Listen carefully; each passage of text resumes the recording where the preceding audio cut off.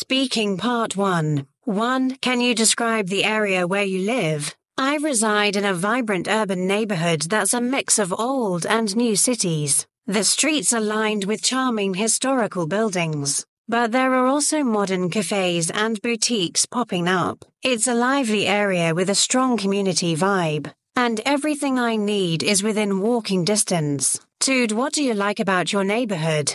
What I appreciate most about my neighborhood is its unique character, the combination of historic architecture and contemporary amenities gives it a distinct charm. Additionally, the area is very pedestrian-friendly, with plenty of green spaces and local markets that make everyday life enjoyable. 3. Is there anything you would like to change about your neighborhood? While I love living here, I do wish there were better public transport links. During peak hours, it can be a challenge to commute to other parts of the city, and adding more frequent services or alternative routes would significantly improve the convenience of living here. For what is your typical morning routine? My mornings are quite structured. I usually start the day with a short meditation session to clear my mind, followed by a healthy breakfast, and then I spend about 20 minutes reviewing my tasks for the day, which helps me stay organized and focused.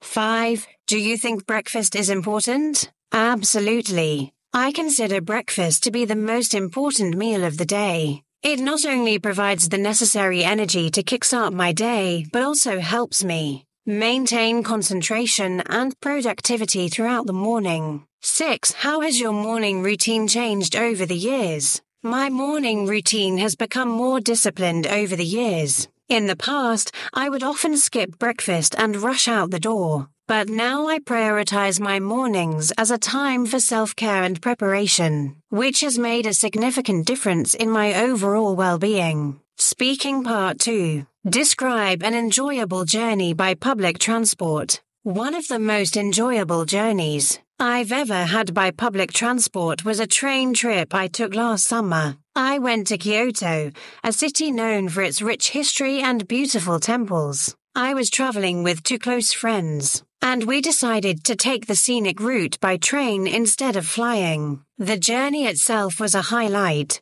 We boarded a high-speed Shinkansen from Tokyo, which was incredibly smooth and comfortable. The train passed through stunning landscapes, from urban sprawls to lush green fields and distant mountains. We spent most of the trip chatting, enjoying the scenery, and even indulging in some delicious bento boxes that we had bought at the station. When we arrived in Kyoto, we explored the city's historical sites, visited temples, and even took part in a traditional tea ceremony. The journey was not just about getting from one place to another, it was about the experience of traveling itself. I felt a deep sense of relaxation and contentment, as the train ride allowed us to unwind and appreciate the beauty of Japan's countryside. Overall, it was a memorable trip that reminded me of the joys of slow travel and the unique experiences that public transport can offer.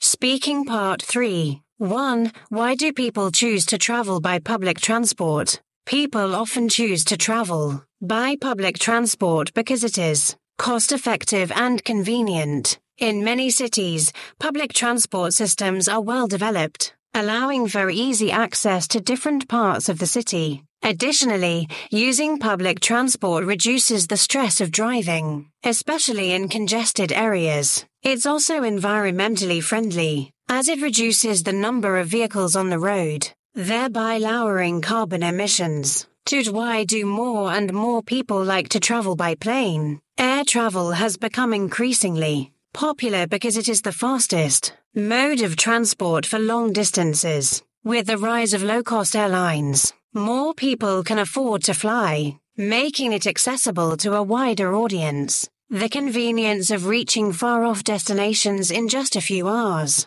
combined with the global nature of our world today, has made air travel a preferred choice for many. 3. Do you think offering free public transport will solve traffic problems in the city? Offering free public transport could encourage more people to use buses and trains instead of driving. potentially reducing traffic congestion. However, it is not a complete solution. Cities would need to invest in expanding and maintaining their public transport infrastructure to handle the increased demand. Additionally, other measures like better urban planning and encouraging carpooling could also be necessary. 4. What are the disadvantages of traveling by public transport? One major disadvantage is the lack of flexibility. Public transport operates on fixed routes and schedules, which may not always align with an individual's needs. There can also be overcrowding issues, especially during peak hours, leading to an uncomfortable experience. Furthermore, delays and cancellations can be quite frustrating for commuters relying on public transport to get to work or important appointments. 5. What do you think are the cheapest and most expensive means of transport? The cheapest means of transport is usually the bus or train, particularly in countries with subsidized public transport systems. On the other hand, the most expensive is likely to be air travel, especially when considering long-haul flights in business or first class. Private transport, like owning a car, can also be costly due to maintenance, fuel and insurance expenses. 6. What are the difficulties that commuters face during rush hours? During rush hours, commuters often face overcrowded buses and trains, making the journey uncomfortable. Delays are more common due to the high volume of traffic, and the stress of trying to get to work on time can be overwhelming. In some cities, the infrastructure may struggle to cope with the demand, leading to frequent breakdowns or longer waiting times.